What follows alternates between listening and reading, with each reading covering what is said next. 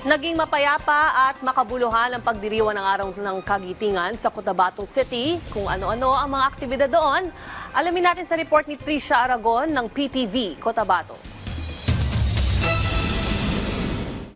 Payapa at makabuluhan ang seremonyang isinagawa kaugnay sa pagdiriwang ng Araw ng Kagitingan sa pagtutulungan ng Cotabato City Police Office, Office of the City Veterans at iba pang mga opisyal na bisita dito sa Veterans Office sa Rosary Heights 7, Cotabato City.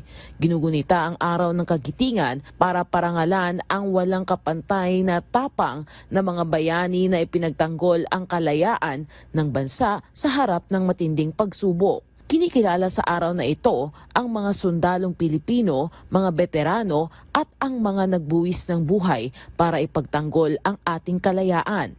Kinikilala rin ang mga ordinaryong mamamayan na nagpakita ng katapangan sa panahon ng digmaan.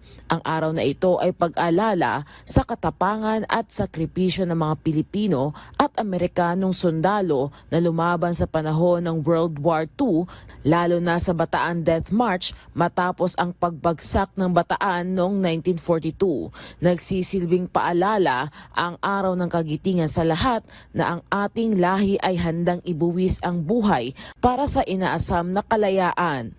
Ang Araw ng Kagitingan ay paalala sa lahat na ang kalayaan na ating tinatamasa ngayon ay hindi nakuha ng madali. Ito ay pinaghirapan at pinagbayaran ng buhay ng mga bayani. Mula dito sa PTV Cotabato Regional Center, Trisha Aragon para sa Pambansang TV sa Bagong Pilipinas.